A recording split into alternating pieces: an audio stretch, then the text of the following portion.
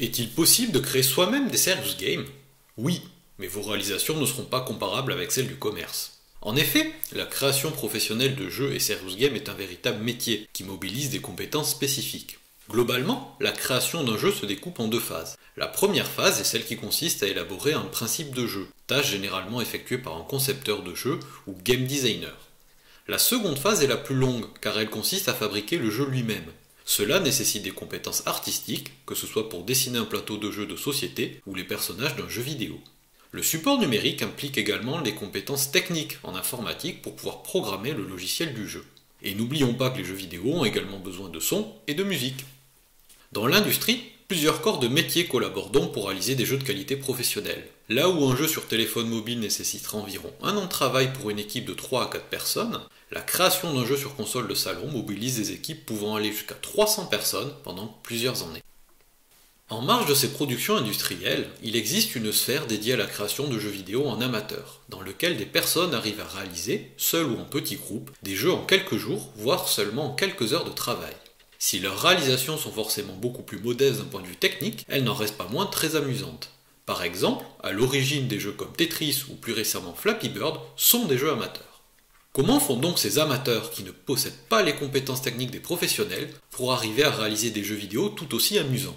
Ils utilisent des logiciels permettant de faciliter grandement la création de jeux vidéo. Nous les appelons des usines à jeux. Ces logiciels se répartissent en deux catégories. Tout d'abord, il y a les usines à jeux généralistes qui permettent la création de tout type de jeux, comme par exemple le logiciel Click Fusion. Il existe également de nombreuses usines à jeux spécialisées dans la création d'un genre donné, comme RPG Maker pour les jeux de rôle ou Adventure Game Studio pour les jeux d'aventure. Destinés à l'origine à des amateurs sans aucune connaissance en création de jeux vidéo, ces outils sont donc tout à fait utilisables par des enseignants pour créer leur propre serious game. L'investissement en temps est logiquement plus important qu'avec l'utilisation de jeux existants ou que pour la création de supports de cours classiques. Mais, grâce à ces outils, certains enseignants ont réussi à créer de jeux éducatifs particulièrement intéressants. Par exemple, Thierry Labrégère, enseignant au premier degré, a réalisé près d'une trentaine de jeux éducatifs pour travailler les maths, le français et les sciences avec ses élèves. Parmi ces réalisations, nous trouvons Les aventures de Bob Courvite, les souterrains de la conjugaison. Il s'agit d'un jeu de plateforme dans lequel l'élève incarne un personnage. Il doit alors récupérer des verbes bien conjugués et utiliser son boomerang pour détruire les verbes qui sont mal conjugués. Particulièrement bien conçu d'un point de vue ludique comme pédagogique, le jeu se permet même de proposer un rappel des règles de conjugaison aux élèves qui perdent la partie. Pour créer ce jeu, Thierry Labrégère a utilisé le logiciel The Games Factory, qui a aujourd'hui évolué pour donner Click Fusion. Pour créer son jeu, l'enseignant n'a pas eu à dessiner les personnages ou les décors. Tous ces éléments graphiques étaient déjà fournis avec le logiciel. Pour créer un niveau du jeu, il lui a donc suffi de les agencer à l'écran à coups de glisser-déposer. Mais surtout, la grande force de ce logiciel est de permettre la fabrication de jeux assez complexes sans nécessiter l'apprentissage d'un langage de programmation. En effet, quand on y pense, fondamentalement, une règle de jeu, c'est tout simplement l'association de deux parties. D'une part, une condition, par exemple, quand j'appuie sur une touche du clavier.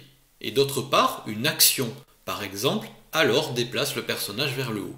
Cette manière de transcrire des règles de jeu en conditions et actions est une forme de raisonnement algorithmique et correspond à ce que l'on appelle une structure conditionnelle. Nous la retrouvons donc dans tous les langages de programmation informatique. Mais, grâce à The Game Factory, il est possible de faire de l'algorithmique, et donc de la programmation, uniquement à l'aide de la souris. Pour cela, le logiciel intègre un grand tableau dans lequel chaque ligne correspond à une condition et chaque colonne à un des objets présents dans le jeu.